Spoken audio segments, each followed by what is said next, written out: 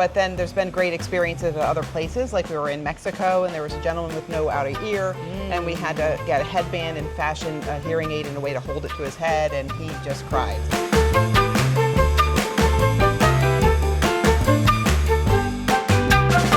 Hi everyone, I'm Dr. Jordan Strong with Ask an Audiologist, and we are here at the American Academy of Audiology. And I'm here with Christine Stewart at South County Hearing Services in Narragansett, Rhode Island. So I know that you go on a lot of humanitarian trips. Yes.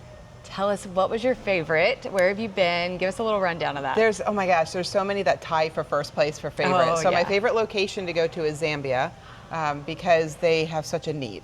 Yeah. And when we go out into the bush and it's just, they really don't have anything. Yeah. So we're providing such a great service. But then there's been great experiences at other places, like we were in Mexico and there was a gentleman with no outer ear, and we had to get a headband and fashion a hearing aid in a way to hold it to his head, and he just cried. So that's a first place. Those are always so good. Yeah. And then in South Africa, we saw people that had multiple ear infections because they have no access to care, even though they could maybe afford it, but there's no access. So they had so many ear infections, they had no eardrums. And so we were able to help them. So there's favorites everywhere. Yeah.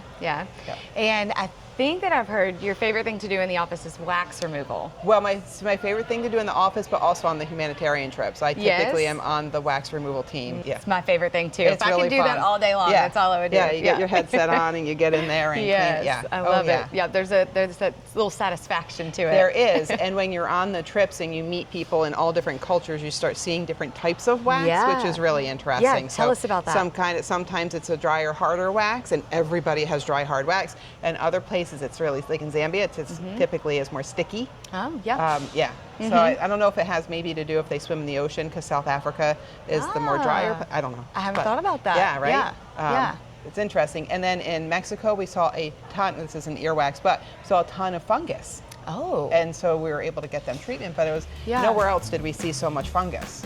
So it was interesting. That is interesting. You can find more information at askanaudiologist.com, and you can follow us on all our social channels at Ask an Audiologist. The information provided on this podcast is for educational and entertainment purposes only and does not substitute for professional medical advice.